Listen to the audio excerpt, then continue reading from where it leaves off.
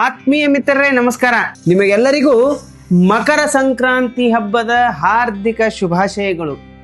So calendar ವರ್ಷದ ಪ್ರಕಾರ ಮೊಟ್ಟ ಮೊದಲಿಗೆ ಈ ಹಬ್ಬ ಬರುತ್ತೆ. ಹಾಗೂ ಮಕರ ಸಂಕ್ರಾಂತಿ ಹಬ್ಬದ ಬಗ್ಗೆ ತಿಳ್ಕೊಳ್ಬೇಕು ಅಂತಂದ್ರೆ, ಮಕರ ರಾಶಿ ಅಂತಂದ್ರೆ ಸೂರ್ಯನು ಒಂದು ರಾಶಿಯಿಂದ ಮತ್ತೊಂದು ರಾಶಿಗೆ ಪ್ರವೇಶ ಮಾಡೋದನ್ನ ಸಂಕ್ರಾಂತಿ ಹಬ್ಬದ ವಿಶೇಷತೆ ಅಂತ ಕರೀತಾರ.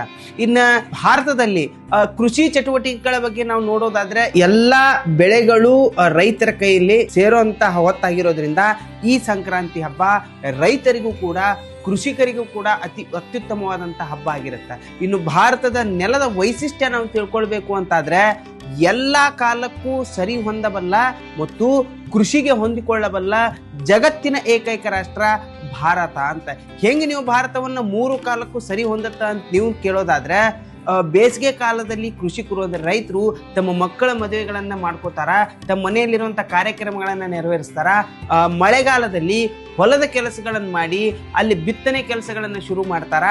ಬಂದಂತ ಪೀಕುಗಳನ್ನ ಎಲ್ಲಿ ಕೋಲ್ಡ್ ಸ್ಟೋರೇಜ್ ಮಾಡಬೇಕು, ಎಲ್ಲಿ ಅದನ್ನ ತೆಗೆದಿಡಬೇಕು ಅಂತ ಚಿಂತೆ ಮಾಡಬೇಕಾದಾಗ ಇಡೀ ಭೂಮಿ ಕೋಲ್ಡ್ ಆಗಿ ಸ್ಟೋರೇಜ್ ರೂಪದಲ್ಲಿ ರೈತರಿಗೆ ಸಹಾಯ ಮಾಡಿ ಅದನ್ನ ಚಳಿಗಾಲ ಅಂತ ಹೇಳಿ ಹೆಸರು ಕೊಟ್ಟು ರೈತರಿಗೆ ಅನುಕೂಲ ಮಾಡಿಕೊಡಬಲ್ಲಂತ ಇಡೀ ಜಗತ್ತಿನ ಏಕೈಕ ರಾಷ್ಟ್ರ ನನ್ನ ಭಾರತ ಅಂತೇಳಿ. ಸೊ ಕೃಷಿಕರ ಭೂಮಿಯು ಕೂಡ ಭಾರತ ಹೌದು.